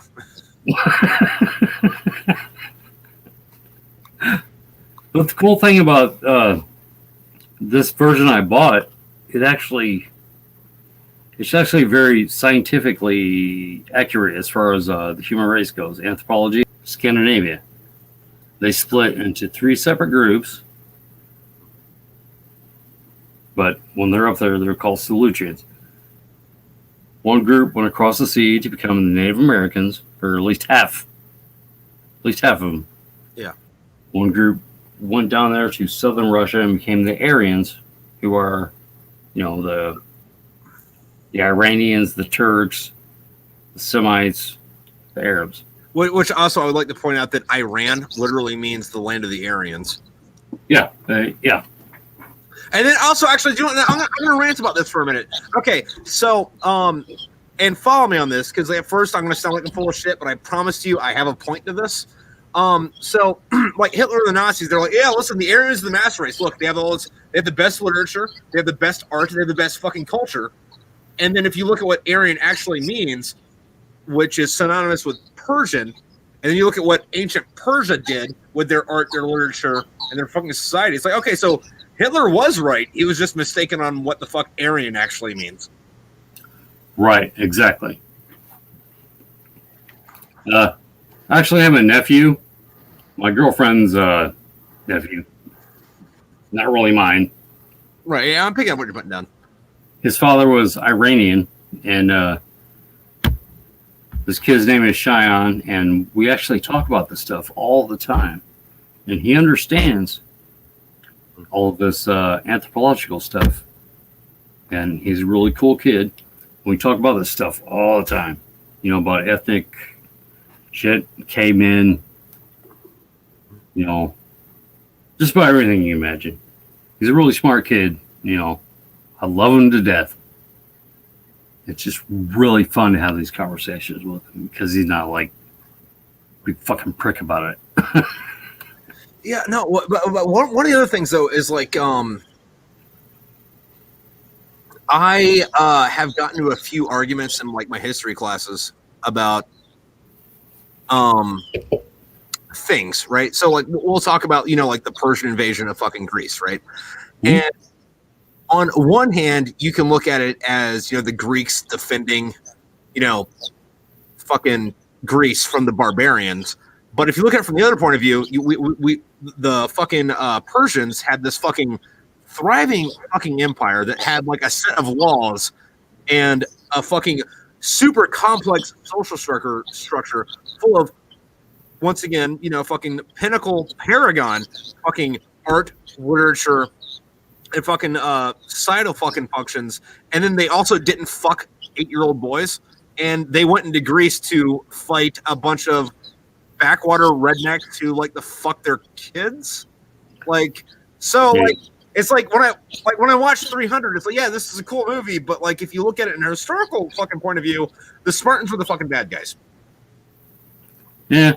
And then you get into an even worse argument when you point out that if you actually look at fucking records and shit, like that isn't a fucking like white person fighting the fucking evil brown, or the evil white person fighting the savage brown people, or whatever the fuck it is, because Persians weren't Arabs until after the Arab conquest, and most of everything around the fucking Mediterranean was a Greek fucking culture.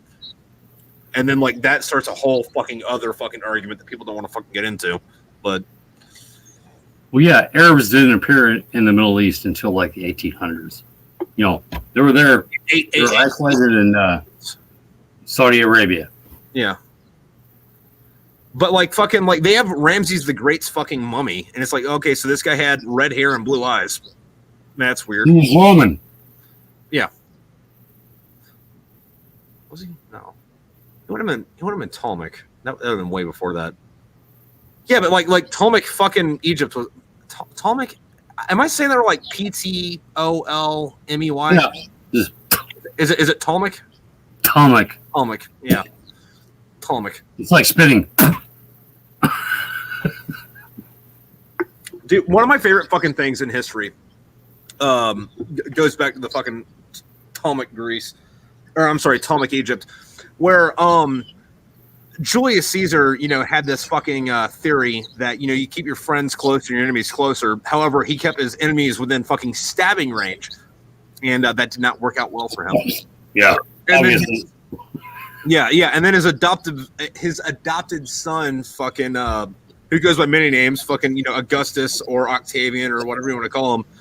His theory was, okay, so I keep my friends close and kill absolutely fucking everyone else. And then he might be criticized for that, but he showed up in Rome when Rome was a fucking city of bricks, and he left it a city of marble. After he went down to fucking murder fucking Cleopatra and fucking Mark Antony and everyone that betrayed him or betrayed his fucking adopted father. Fuck. English. My mouth doesn't want to work. It happens. You're the best of us. My mouth frequently does not want to work, especially when it's all dry like it is now. Well, I've been really nervous this entire time. But I'm chill now. Okay. But I'm thirsty. I need to take some water. Yeah. Also, water's a fucking weird thing too when you look at history, because for most of history, like, water has not been the thing you fucking drank. It was like brown, dirty, someone else fucking shat in it.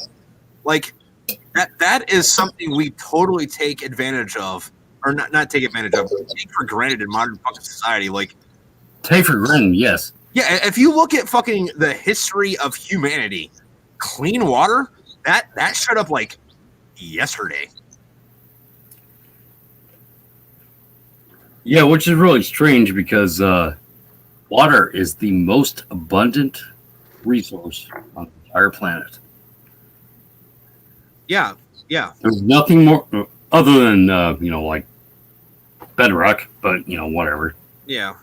and if you wanted to be like an asshole about it, like carbon, maybe. But this is weird thing that Joe Biden was talking about, dimming the sun. It's like, well, if you dim the sun, the plants are going to die. Therefore, we will have less oxygen and more carbon dioxide. Yeah, I must have missed that one. It's like, I don't understand why they talk about shit like this. Or, you know, the earth is getting warmer. Well, good. It's supposed to. It's going back to its original climate. Well, see, that was because fucking, if you look at the history of the earth, like, it's not supposed to be warm. It's not supposed to be cold. It does this thing where it gets hot, it gets cold, it gets hot, it gets cold, it gets hot, it gets cold. Like, my thing on that is, if you look at it, we're coming out of an ice age. Whether or not that's our fault, whether or not that's our fault, that's up to fucking somebody else. Like, I'm not smart enough to make that fucking decision. I don't know. However, it's not our fault. However, I would say, if in an ideal fucking world, you can't really say this now because of so much fucking earmarks and fucking like add-ons to shit where it's like, hey, we're gonna do this, we're gonna pass this bill. However, there's 1,000 other things in this bill that have nothing to do with what it's named. But oh yeah, the whole omnibus thing. yeah, but if we could do a thing where we passed bills that were singular fucking issues, it would be beneficial to whether or not this is our fault. We should do the thing that makes more clean water and more clean air. Yeah. But my problem with that though is where it's like, hey, we're gonna pass this bill, right?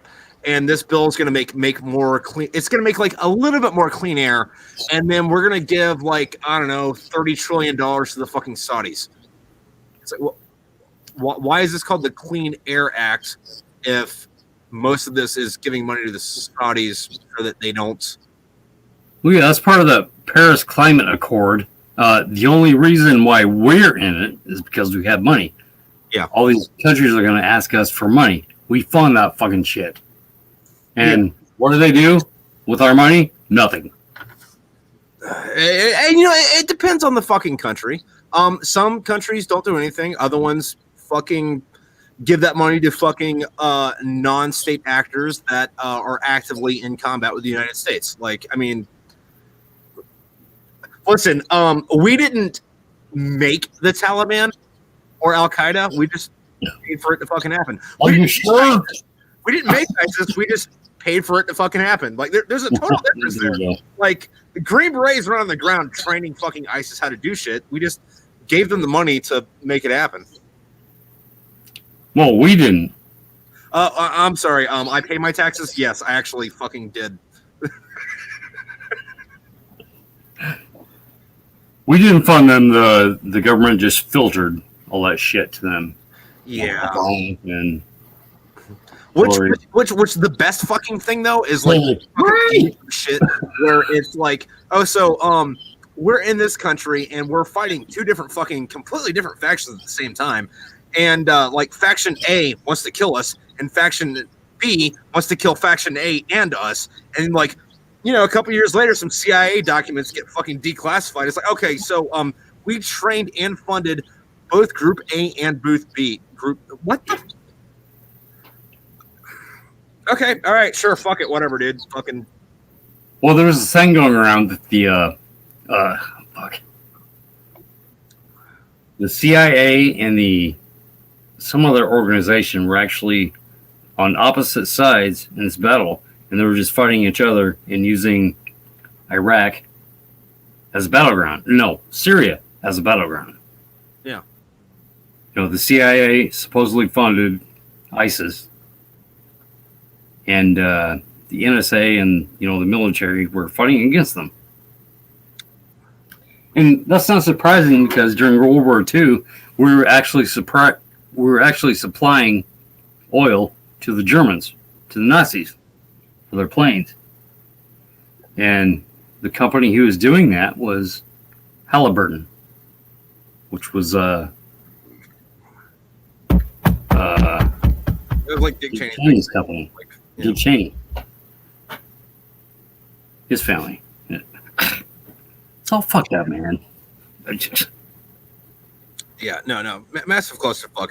The bigger, I don't want to say bigger than that, but like one of the big ones that fucking like bites people is like, you know, everybody has these like conspiracy theories about like why we went to fucking Vietnam, because like, you know, that doesn't fucking make sense why the fuck we did it in the first place. But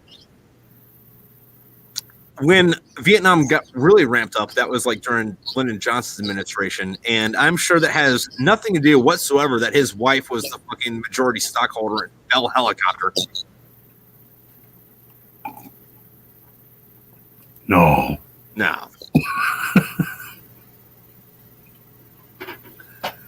Well, if you do a little research, you see that every major player in every media outlet, NBC, ABC, CBS, even PBS, and to a certain extent, NPR.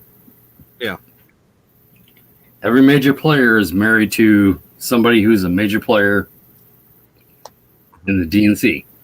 Well, the scarier thing about that though is who the majority stockholders are isn't readily available public knowledge. So we don't know for a fact that it's not all the same fucking people or small group of people. Right, yeah. That is pretty scary. Man.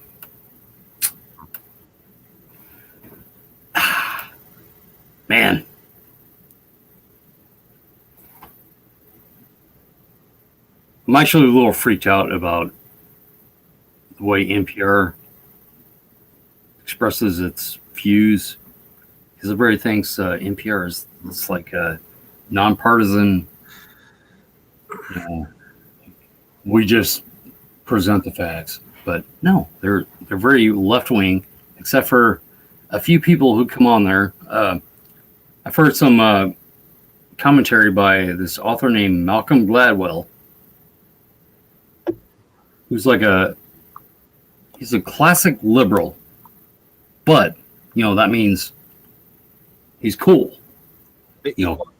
That means you're like woke in the actual sense, not the fucking like bullshit fucking Democrat shit now is. Because there's a difference between like a liberal and a fucking progressive. There's a huge right. Yeah. You're right, man. Totally. Go ahead. Oh no, I was gonna go off on this fucking thing about that where, like, I like NPR because outside of their political shit, they're fucking on point on so many fucking like if it's whether about like fucking like music or investigative journalism, like they're what you wanted Vice to be fucking 20 years ago. However, when they do get into politics shit, it's like a complete fucking shift. Swear it's like, hey, listen, this isn't biased at all. I wonder where the fuck you got that fucking opinion. But NPR is like 95% fucking on point. But what's concerning about that is there was a radio station in Great Britain in World War II, right? And it was based out of South fucking East fucking England, and they only broadcasted in fucking German, right? And their target audience was the Germans in fucking Europe. I forget what the radio station's name was, but like the guy that hosted it, if I told you his name, I'd have to look it up right now. But it'd be a name you recognize, but you didn't know why you recognized it. That one of those kind of names. But anyway, what they did was like all day they just like broadcasted German music and like pro fucking Nazi shit, and then like once a week maybe they would say something critical about Hitler. So if you're a German fucking soldier in fucking Europe, like you listen to this fucking radio station and all fucking week it's like, hey, all right, cool, fucking this is about us. This is about us doing our thing. What did he say about the fear? Oh, that's kind of weird. That kind of makes me think something a little bit different. but you would only get like 5 seconds of subversive media a week. But because it was that little, you would think that's a legit fucking radio station.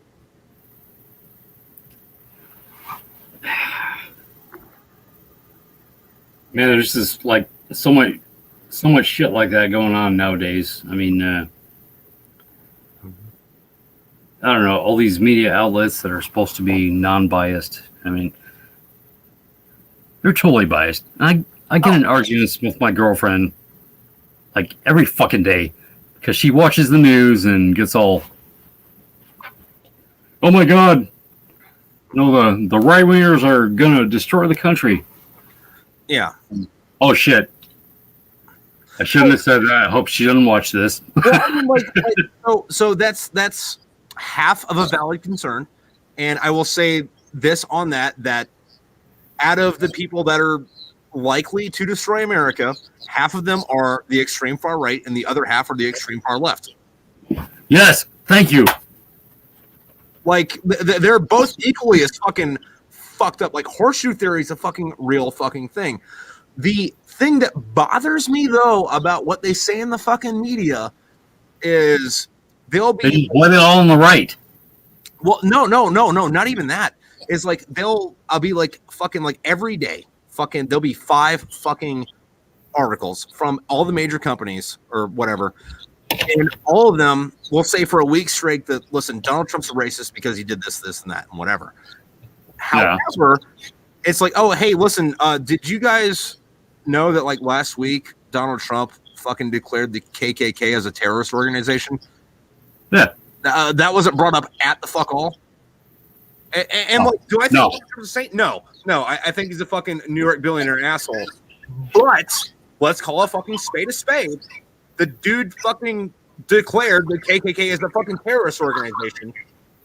And if he is a racist on other fucking issues, sure, I will accept that he's a racist towards fucking whatever. But don't tell me that he didn't declare the KKK as a fucking terrorist organization. You know what I mean?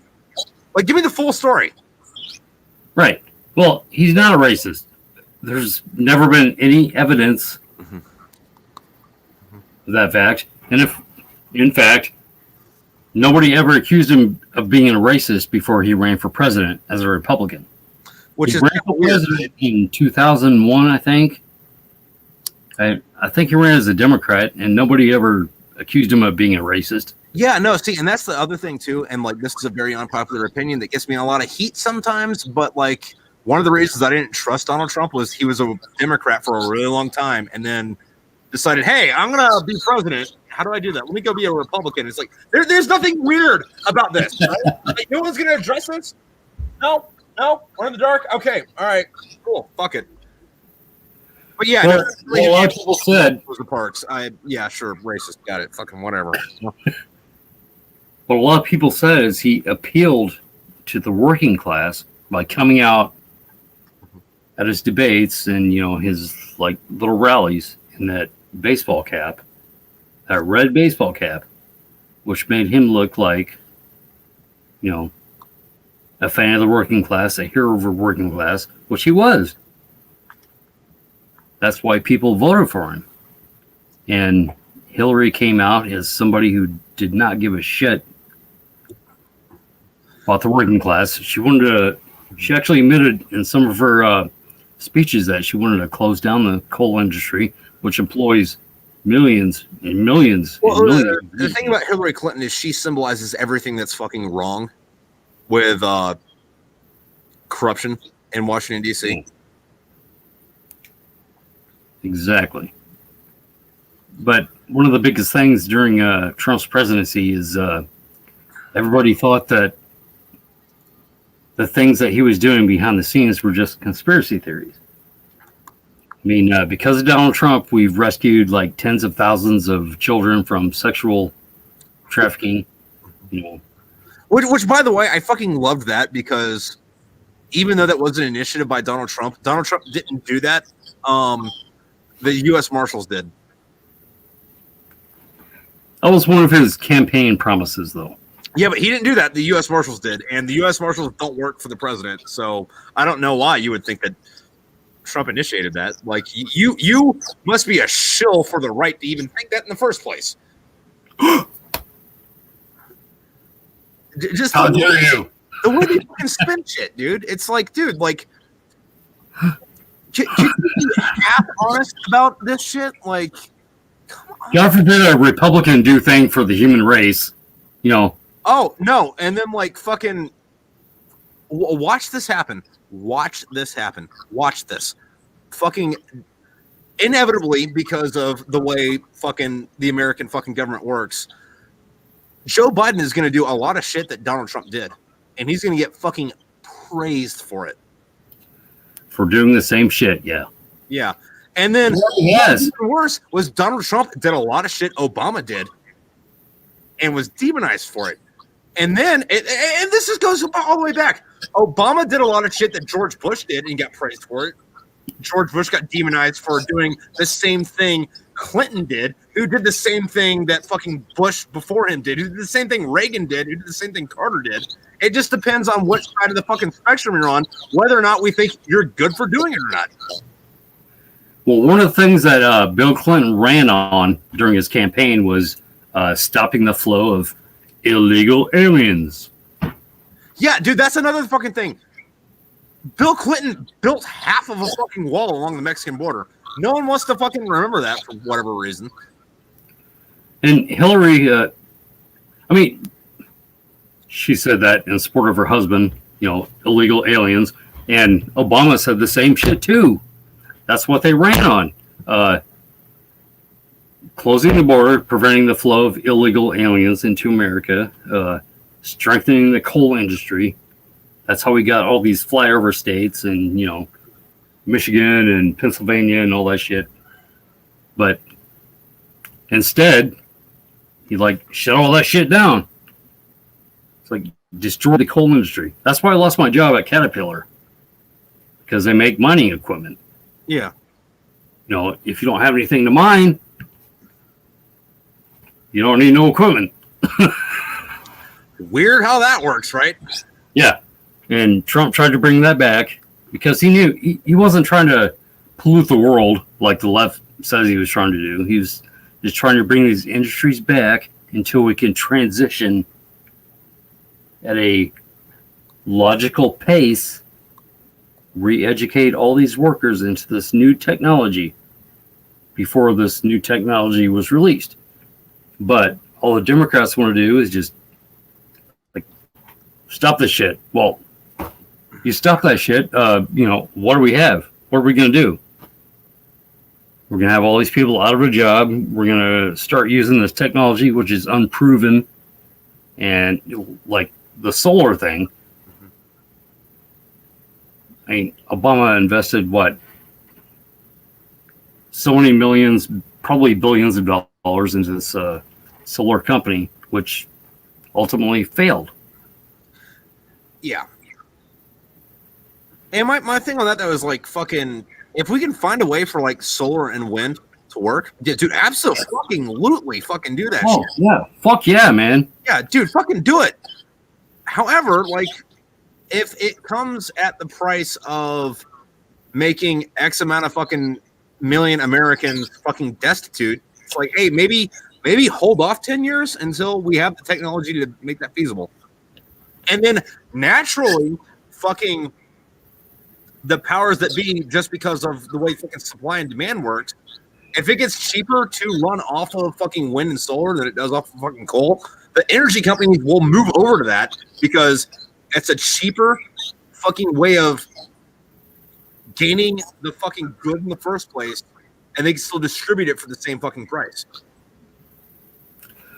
Only a majority of power companies still work off of coal, and every single foundry in this entire country and the entire world actually runs off of coal because there's nothing that burns hot enough to melt iron than coal.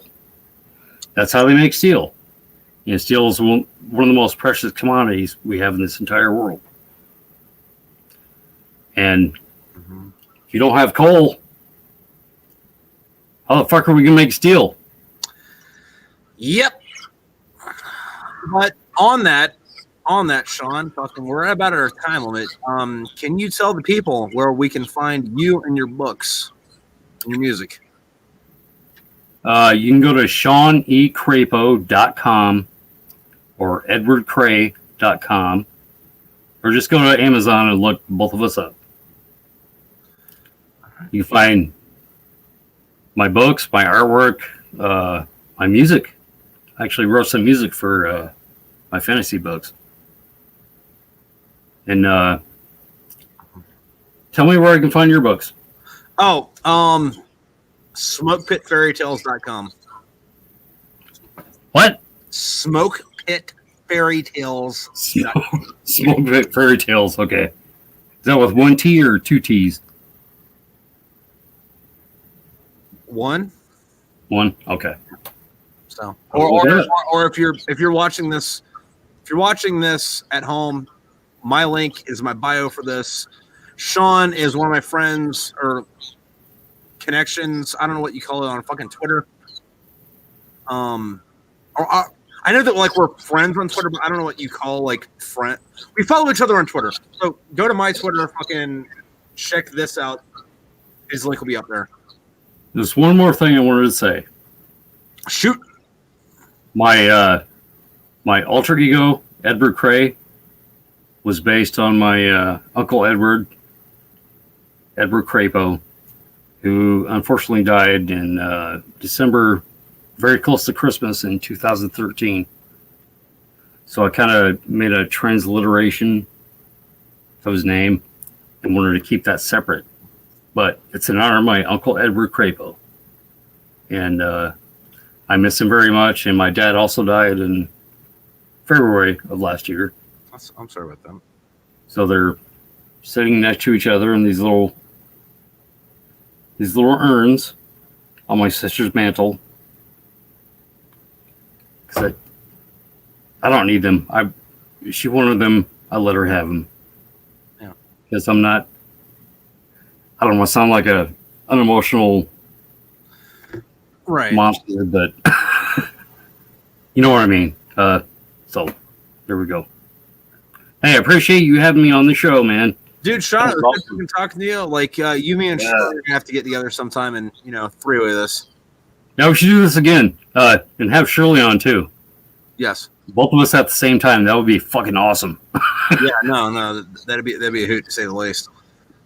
But anyway, Shawn, you have a good night, man. You too, brother. Rock on. All right.